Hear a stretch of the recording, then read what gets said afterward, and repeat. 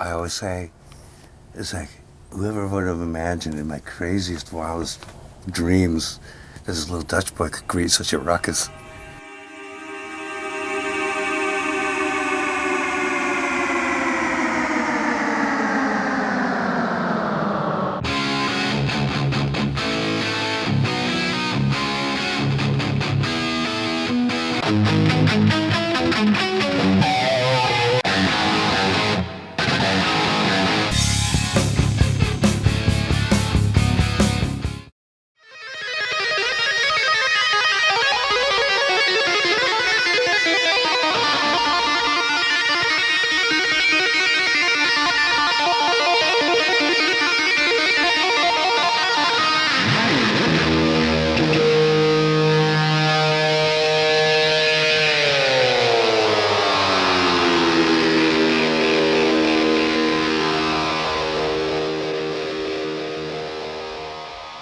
Hi, this is Eddie Van Halen. Shh, I got some neat stuff to show you.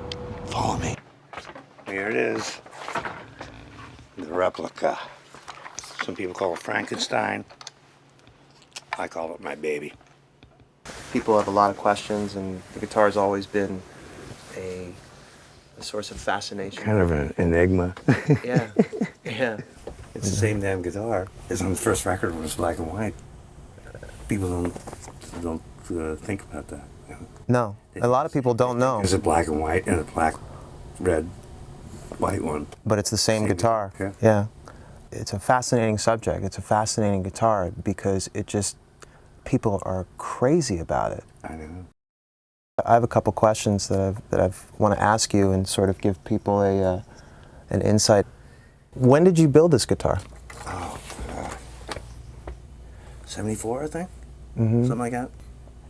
Oh, I was looking to, if you notice in old pictures, it had a Gibson sticker on it. Yeah, I've seen those You know? pictures. And I don't know where I got that sticker, but that was the perfect thing because what I was trying to do was cross-pollinate a Gibson with a Fender. Mm-hmm. Because I loved the vibrato bar. And this was way before Floyd.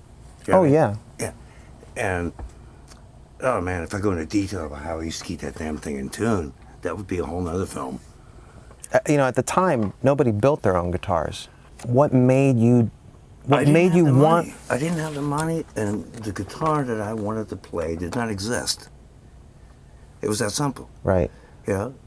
It was actually Boogie Bodies who supplied Charvel with the body and the neck. And I go out there, they were out, San Dimas way. I'll never forget, there's a body laying at the bottom. I'm going, what are these? And I go, oh, those are seconds. And I didn't know what that meant. They were raw, unfinished, just stacked up? It's just a piece of wood, but they called them seconds. I'm going, oh, so that means they're next in line to be manufactured. No, that means they got a knot in the wood. Cosmetically, they were not attractive. I'm going, well, I'll take one of those because I don't care if it's got a knot in it, Right. And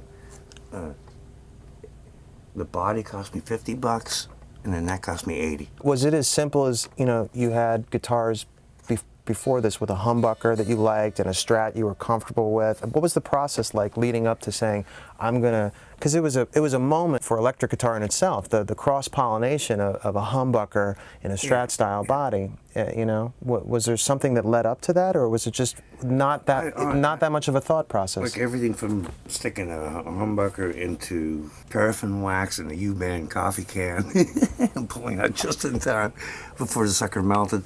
I'm a tone chaser. Right. I love chasing tone, and that's the only way I could get the sound. And I always mainly just use the rear pickup because this stuff isn't even hooked up.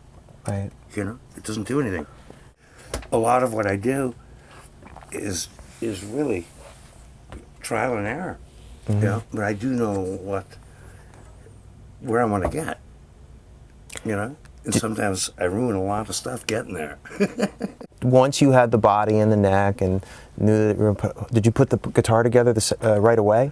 The funny thing is, the black and white stripes, which was on the first Van Halen record, I don't know what made me think of that at all. I was just looking for something different but I really wasn't looking. I mean, even the pick guard on the first record, I cut out myself. That was not a Fender. No. Yeah, I made that myself. You know, like with a pair of scissors and a soldering iron just to get the edges smooth. Once you had the elements, did you put it together right away, or? Yeah. Yeah. It didn't take more than a couple days. You know. What were your first impressions after you had it together? Oh, this is kind of fun. Yeah. Yeah. It was kind of a culmination of years of putzing around, and everything kind of ended up in this guitar. Did you feel like you were onto something?